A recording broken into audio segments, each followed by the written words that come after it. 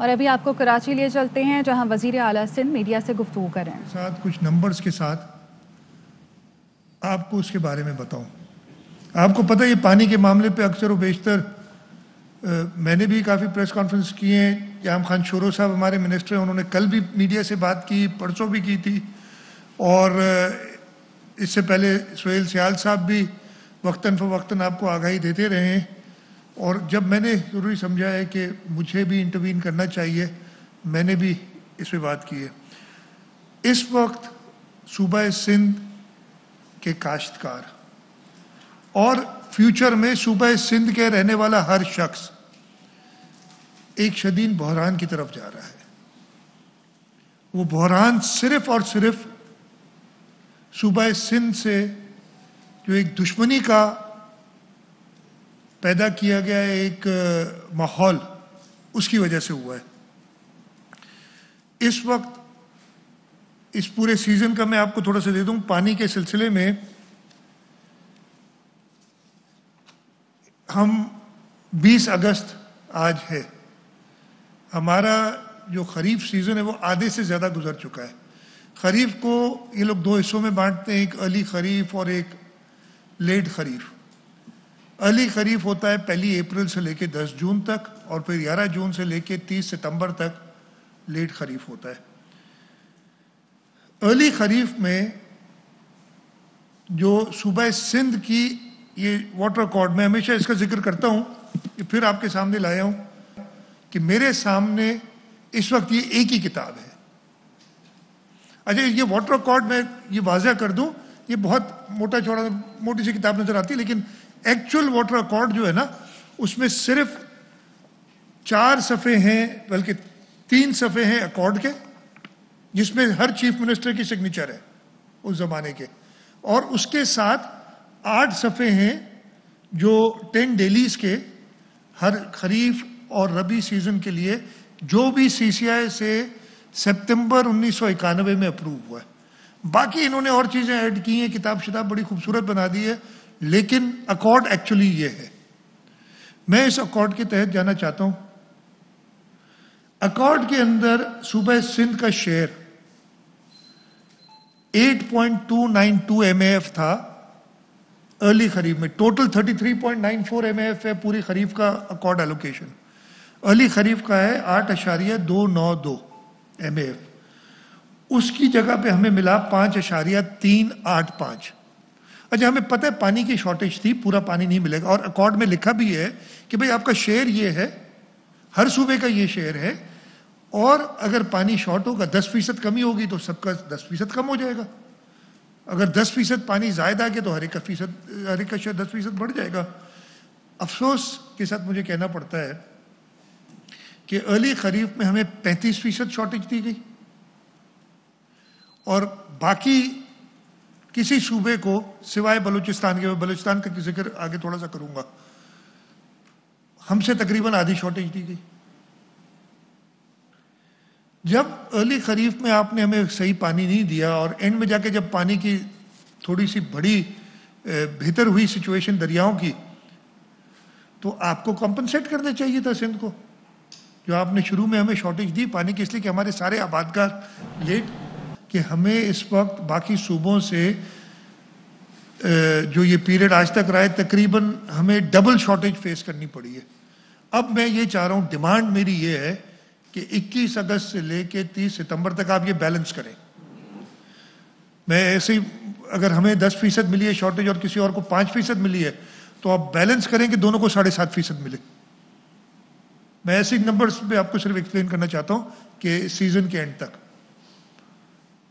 ये आपसे दरख्वास्त है कि इसमें आप हमारी आवाज़ बने, और फेडरल गवर्नमेंट से और इरसा से ये डिमांड हो कि हमें पानी का सही हिस्सा दिया जाए। मुझे इतना कहना था, बाकी सवाल जवाब सही लगा। जो स्कूल भेजेंगे वो वैक्सीनेशंस कराएं इंशाअल्लाह ताला। 100% वैक्सीनेशन, यानी स्कूल का स्टाफ, टीचर्स और बाकी स्टाफ, और बच्चे, अगर मैं अपना बच्चा भेजना चाहता हूँ तो मुझे अपना सर्टिफिकेट दिखाना पड़ेगा। ये एक रिजीम फॉलो करके एक हफ्ते के लिए, फिर अगले हफ्ते इंशाल्लाह हम स्कूल खोलेंगे, लेकिन वो मिनिस्टर साहब उसकी ज़्यादा बेहतर तरीके से बता सकेंगे बात।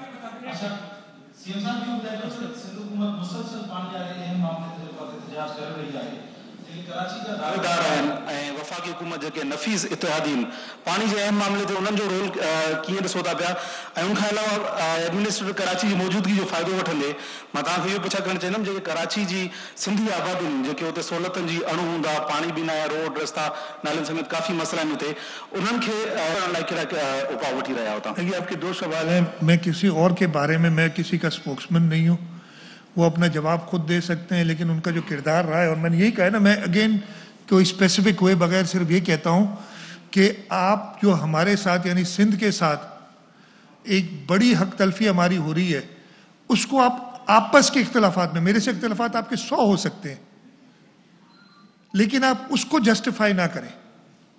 मेरी सिर्फ ये दरख्वास्त सबसे है कि सिंध की जो हक तलफी हो रही है उसको आप अपने पर्सनल ईगो अना का मसला ना बनाएं। उधर आप हमारे साथ रहे। मैं तो असेंबली में जब तकरीर की थी तकरीबन 2 या 3 महीने पहले, वो केस दिया था, तो मुझे बड़ी खुशी हुई थी कि सारे लोगों ने मेरा साथ दिया था। उधर एक एक ऑपोजिशन के मेंबर ने खड़े होकर कहा था कि हम आपके साथ हैं, लेकिन उसके कुछ दिनों बाद, कुछ घंटों बाद या कुछ दिनों बाद उनका एक नया चेहरा नजर आ गया। अब मैं सिर्फ ये कहता हूं कि आप जो हमारे सिंध के लोगों के जेन्युइन इश्यूज हैं उसमें आप हमारे साथ रहें। बाकी सियासत या आपके अपनी पॉलिसीज़ हैं, हमारी अपनी है, पीपल्स पार्टी की अपनी पॉलिसीज़ को सिंध के लोगों ने कबूल किया है। इसी वजह से सिंध के लोग 3 इलेक्शंस, बल्कि हर इलेक्शन में सबसे ज़्यादा वोट और सबसे ज़्यादा सीटें सिंध के लोगों ने पीपल्स पार्टी को दी हैं, तो वो सिंध के लोग पीपल्स पार्टी को एक्सेप्ट करते हैं। हाँ, दूसरा आपका सवाल था कि कराची की, पूरा कराची एडमिनिस्ट्रेटर सब मौजूद हैं, कोई तफरीक नहीं होगी कि जी इधर कौन रहता है, किसका वोटर है। इंशाअल्लाह ताला हमारी हिदायत, पार्टी लीडरशिप की हिदायत एडमिनिस्ट्रेटर कराची को यही है कि बिला तफरीक आप जब तक इलेक्शन होते और आए नुमाइंदे, हम ऐसा एक मॉडल सेट करके जाएं कि आगे आने वालों को भी मुश्किल हो उससे पीछे हटने में। हम अपने रेवेन्यू कलेक्शंस को इस तरीके से बेहतर करें, आप ट्रांसपेरेंसी लाएं अपने खर्चे में, और जैसे मैंने कहा बिला तफरीक हर एक शोबे की आप मदद करें।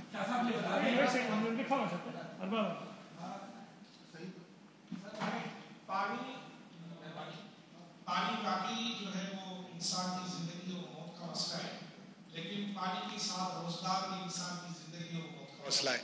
सुप्रीम कोर्ट ने हालिया फैसले के तहत जो 2010 में आपकी हुकूमत ने जिन लोगों को बहाल किया था उन्हें बेरोजगार किया है।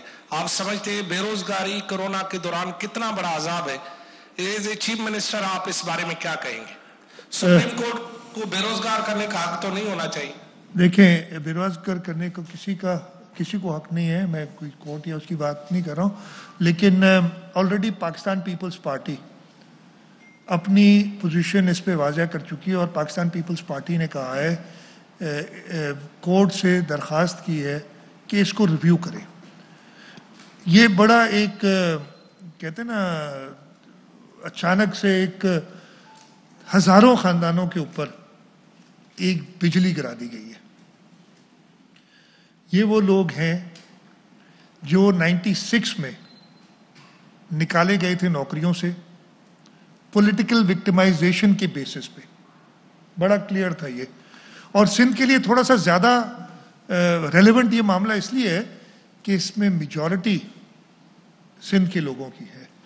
इसलिए कि 96 में पाकिस्तान पीपल्स पार्टी की जब गवर्नमेंट ख़त्म हुई थी और उसके बाद जो हुकूमत आई थी, जिस तरीके से ये हुकूमत, मैंने कहा ना, सिंध दुश्मनी पे उतर आई हुई है, सिंध के लोगों की दुश्मनी पे उतर आई हुई है, उस तरीके से उन लोगों ने लोगों को निकाला था। 2008 में पाकिस्तान पीपल्स पार्टी आई, हमारी शहीद मोहतरमा बेनज़ीर भुट्टो का ये वादा था, और हम कहते थे कि शहीद आएगी और रोज़गार लाएगी। तो सबसे पहले हमने सिंध में भी उनको जो निकाले गए थे उनको रखा था। वफाक ने तो एक एक्ट के ज़रिए एक लेजिस्लेशन की नेशनल असेंबली और सेनेट में उसको पास कराया।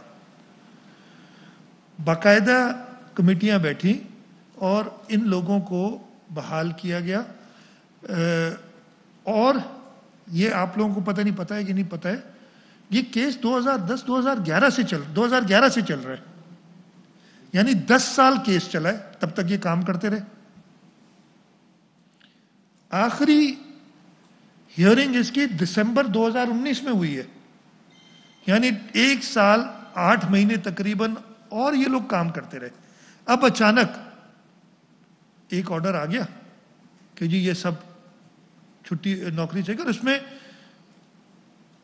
कहाँ के लोग हैं? Intelligence bureau, commissioner Afghan refugees, national highway authority, PTCL, overseas Pakistani foundation Islamabad, state life, civil aviation authority, वापटा, Sui southern gas department, education federal में जो है उनका डिपार्टमेंट उसमें, और ट्रेडिंग कॉर्पोरेशन ऑफ पाकिस्तान। ये मुझे जो पता है। अब आप सोचें हज़ारों की तादाद में एक जगह से, इस वक्त हालत ये है कि मैं आपको बताऊं कि वफाक से 21 ग्रेड में 16 लोग वफाक ने हमें देने, जो एक शेयरिंग फार्मूला है जिसको मैं पूरी तरीके से एग्री नहीं करता हूं, लेकिन है इस वक्त। और वफाक ने 5 दिए हुए हमें, 11 मतलब उनके पास लोग नहीं है देने के लिए। 20 ग्रेड में 142 लोग उन्होंने हमें, 142 टोटल, 48 वहाँ शॉर्टेज है, मुझे नंबर एग्जैक्टली 48 20 ग्रेड की शॉर्टेज है। आपके पास लोग हैं नहीं और आप बाकियों को नौकरी से निकाल रहे हैं। मैं तो कह रहा हूं भर्तियां करें, वी नीड टू रिक्रूट, आपको नौकरियां और देनी है। तो मेरी दरख्वास्त यही होगी हुकूमत सिंध की तरफ से, सिंध के लोगों की तरफ से, और ख़ास तौर पे हज़ारों की तादाद में जो लोग अफेक्ट हुए, हज़ारों की तादाद में ख़ानदान जो अफेक्ट होंगे, उनकी तरफ से कि एक लीनियंट व्यू लें, ये फैसले पे नज़रसानी करें और इन लोगों को नौकरी से ना निकालें। सीएम साहब पानी का मसला जो ही को लाइकवाइज ने हर दफे पानी जो काए हुआ कोट ना दिया है, तहां जो तालुक भी तकरीबन उतारे हुआ ता समझौता होते घणो जो ही में नए गाज आहे ऐं नए गाज जो जेको मनसूबो आहे डैम जो, उहो पाकिस्तान पीपल्स पार्टी सरकार शुरू कयो। हिन वक़्त ताईं उहो मनसूबो मुकमल न थी सघियो आहे। गुज़िरियल 2 सालनि खां नए गाज में बूड़ रही आहे, 2.5 लख क्यूसिक पाणी कढियो आहे नए गाज। जेकॾहिं उहो पाणी स्टोर थिए हा त मां सम्झां थो जोही तालुके ऐं काछ जो मसलो हल थी वञे हा। नए गाज आख़िर छो नथी ठहे, उन छा चवंदा? अगेन ये जो आपने बता रहे हैं, ये फेडरल मनसूबा है, पाकिस्तान पीपल्स पार्टी गवर्नमेंट ने इसको ज़रूर आगे बढ़ाया था, लेकिन 2013 से पाकिस्तान पीपल्स पार्टी की फेडरल गवर्नमेंट नहीं है। पिछले 8 साल से फेडरेशन में पाकिस्तान पीपल्स पार्टी नहीं रही है, और इस वजह से सिंध, ये तो एक मनसूबा आप बता रहे हैं ना, मैं आपको कई मनसूबे बता सकता हूँ जो नहायती डिले हुए हैं और फेडरल गवर्नमेंट ने किए हैं। आपको इरिगेशन में कई और फॉल स्ट्रक्चर्स के हमारे जो सालों से चल रहे हैं, हमारा RBOD का प्रोजेक्ट है वो सालों से चल रहा है, और ये फेडरल गवर्नमेंट जो मैं कह रहा हूँ ना, और ये अगेन मैं कह रहा हूँ, ये सिंध दुश्मनी या सिंध के लोगों से दुश्मनी कोई रूरल तक महदूद नहीं है। मैं ये कराची का जिक्र मैं बात कर देता हूँ। 2000 मुझे अच्छी तरह याद है, 2016 के शुरू में उस वक्त के वजीर आजम आए थे, उन्होंने कहा था मैं कराची को तोहफा दे रहा हूँ ग्रीन लाइन का, और मैं 1 साल में बनाऊंगा। आज 2021 हो गई है, 6 साल हो गए 1 साल को। जब पिछली गवर्नमेंट गई थी अप्रैल 2018 में, वो इस मंसूबे को जो उसका इंफ्रास्ट्रक्चर था वो 80% से ऊपर कंप्लीट कर ली थी उन्होंने। 3 साल इस हुकूमत को आ गए। अब ये कह रहे हैं कि जी बसें आ गई, बसें चढ़ रही हैं, बसें उतर रही हैं, बसें चल रही हैं, अभी बसें शिप पे पहुंचेंगी, अब जहाज में आएंगी, फिर बस की लोकेशन देंगे, फिर बस की तस्वीरें खींचेंगे। ओ भाई ये तस्वीरें नहीं चाहिए, ये बसें 3 साल पहले आ जानी चाहिए थी हमारे पास। ये है सिंध के साथ दुश्मनी, सिंध के लोगों के साथ, चाहे वो रूरल एरिया से हो, चाहे वो दही सिंध के लोग हो, चाहे वो शहरी सिंध के लोग हो, और उसी पे मैं शोर मचाता हूँ, कहता रहता हूँ। तो ये आपने बताया बिल्कुल मंसूबे जो वेटलम आ रहे हैं, और मैंने अभी भी सारी इस पर बात की थी। इस वक्त मैं वही रिपीट करूंगा, उनको अच्छी नहीं लगती मेरी बातें, फिर सारे शुरू हो जाते हैं, एक के बाद एक आ जाएगा कि पंजाब में या किसी सूबे का नाम लेने चाहिए, बाकी मुल्क में आप बड़े बड़े शाहराहें बना रहे हैं, आप अरबों के प्रोजेक्ट बना रहे हैं, 35 अरब का एक प्रोजेक्ट है, और हमारे यहाँ आप किसी की गली बना रहे हैं, किसी का सीवरेज लाइन डाल रहे हैं। मैं कल परसों गया था, मैं डिफेंस की तरफ जा रहा था, तो आप अभी आगे देख लें, जो जब आप गिजरी से जाते हैं डिफेंस की तरफ, सनसेट बुलेवार्ड में आने से पहले देखो रोड टूटा हुआ है बीच में। मैंने कहा ये रोड कैसे टूट गया?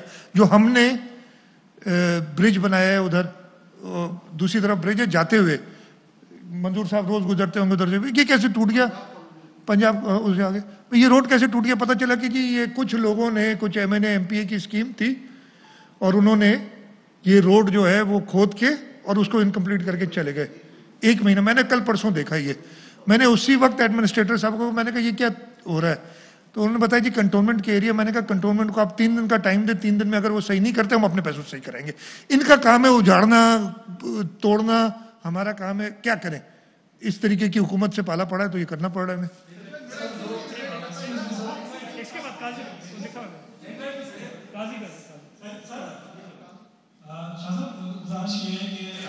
आप अरसा के हवाले से बात कर रहे हैं, लेकिन वहाँ पर टेलीमेट्री सिस्टम जो है, जो अभी सिंध पे इल्ज़ाम लगता है कि वो पानी ज़ाया कर रहे हैं, तो टेलीमेट्री सिस्टम सिंध कबूल नहीं कर रहा, या वफाक नहीं दे रहा, या कोई और सूबा नहीं रहा? इसके साथ साथ एक और सवाल भी है, जैसे आप अफगानिस्तान में सूरत देख रहे हैं, वहाँ से अफगान रेफ्यूजीज बड़ी तादाद में आ रहे हैं, वो कराची पहले ही दबाव का शिकार है और खुद कह रहे हैं कि फसलों का भी नुकसान है। तो सिंध गवर्नमेंट ने उन अफगान पनाह जो है उनको रोकने की क्या कोशिश की है, क्या मनसूबाबंदी की है? सबसे पहले तो आपने कहा टेलीमेट्री सिस्टम, यही बात है कि डाइवर्ट करके, मैं कुछ नहीं कह रहा हूं भाई, टेलीमेट्री सिस्टम तो बाद में आएगा ना। आप इस अकॉर्ड को मानने के लिए तैयार नहीं हो, आइन को मानो तो सही ना, फिर कहो कि जी आइन की खिलाफ वर्जी हो रही है। अकॉर्ड ये मानने के लिए तैयार नहीं है। टेलीमेट्री सिस्टम में हमें कोई एतराज नहीं है, जब चाहे लगाएं, जहां चाहे लगाएं। मैं पूरा खुलेआम कहता हूं, मुझे कोई एतराज नहीं है। हाँ, हम उसको वैलिडेट करेंगे, हम खुद अपना देखेंगे कि वो सही कि नहीं है, लेकिन उससे पहले आप हमारे हक को तो मानो। टेलीमेट्री सिस्टम यही होगा ना कि जी 100 यूनिट पानी आ रहा है, सिंध का शेयर उसमें से अगर 40 यूनिट है, तो पहले वो 40 यूनिट तो मानो, ताकि मेजर किस चीज से करोगे टेलीमेट्री को? तो मेरा जवाब यही कि ये होती हैं चीजें डाइवर्ट करने की बातें। आप हमारा हक मानो, और इस वक्त जो भी सिस्टम अवेलेबल है, सिस्टम को बेहतरी में कोई इतनी, उस सिस्टम में हमें अपना पूरा शेयर दो। दूसरा, आपने अफगान रेफ्यूजीज की बात की बड़ी, और इस पे काफ़ी अनफॉर्चुनेटली फेडरल गवर्नमेंट फिर सूबों को डायरेक्टली इन्वॉल्व नहीं करती इस चीज़ के अंदर। हम तो जो सुनते हैं, मैंने अभी परसों भी सुना था, परसों से आज कोई चेंज हो गई तो मुझे नहीं पता है, कि फेडरल इंटीरियर मिनिस्टर साहब टेलीविजन पे कह रहे थे कि जी एक बंदा क्रॉस नहीं करेगा, कोई एक नहीं गया, हर बॉर्डर पे सिचुएशन बड़ी नॉर्मल है, उड़ के तो नहीं आएंगे, आएंगे बाय रोड। और रेफ्यूजीज हमें बड़े हर एक के साथ जो भी रेफ्यूजीज हैं उनके साथ हमदर्दी है, लेकिन not at the cost of our own people, not at the cost of any law and order situation in our province और इन आवर कंट्री। वफाक की ये जिम्मेदारी है कि वो रेफ्यूजीज जो अगर जेन्युइन बोनाफाइड रेफ्यूजीज आते हैं तो उनका इंतज़ाम बॉर्डर पे करें। और अभी तो वो क्लेम कर रहे हैं कि एक भी नहीं आए, आप लोग कह रहे हैं, या तो आप उनसे सवाल करें। मैंने फेडरल मिनिस्टर साहब को खुद सुना, उन्होंने कहा कि ये सवाल ही नहीं पैदा होता हमारे हर बॉर्डर पे, बल्कि वो तो कह रहे थे लोग वापस जा रहे हैं, मैंने यही सुना था। वो कह रहे हैं कि लोग वापस जाने के लिए कमर बसता है कि किसी तरीके से हम वापस जाएं। बड़ी अच्छी बात है, हम तो जाते हैं। तो ये चीज़ें उधर से सवाल नहीं, हम as far as we are concern, हमने इस पर सख्त नज़र रखी हुई है। मैंने होम डिपार्टमेंट, पुलिस को हिदायत दी हुई हैं, और मैं उसको वीकली रिव्यू भी कर रहा हूँ। दोबारा मंडे को रिव्यू होगा इसका, ये आशुरे की वजह से इस हफ्ते मैंने रिव्यू नहीं किया, वो मंडे को पोस्टपोन कर दिया, रिव्यू होगा और हम इस पर नज़र रख रहे हैं।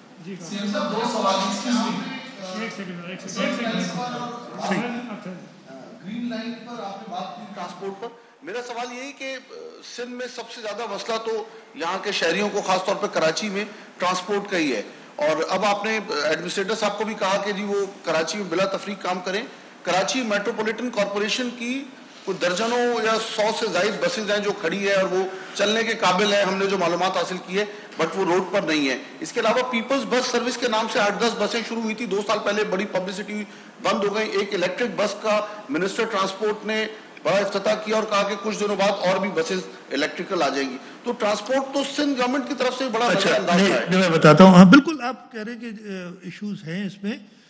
केएमसी की जो बसेस की बात करें, एडमिनिस्ट्रेटर साहब बैठे, वो खुद ही उसका जवाब देंगे, मुझे तो पता भी नहीं है ना, बिकॉज केएमसी पिछले 2 टर्म्स तो कोई और लोग चलाते रहे हैं, हमें बीच में इंटरिम मिली है और उसमें भी हमारे ऊपर प्रेशर डाल के किसी तरीके से, प्रेशर नहीं डालना कहना चाहिए कि एक माहौल बना के, हम तो चाहते हैं कि जो एडमिनिस्ट्रेटर की पोजीशन मेरे हिसाब से ख़ासतौर पे कराची जैसे शहर के लिए एक पॉलिटिकल ओनरशिप जब तक नहीं होगी आप नहीं उसको एड्रेस कर सकते, और इसीलिए हमने लीडरशिप ने ज़रूरी समझा और फिर सलाह मशवरे के बाद हमने मुर्तज़ा साहब को एडमिनिस्ट्रेटर बनाया।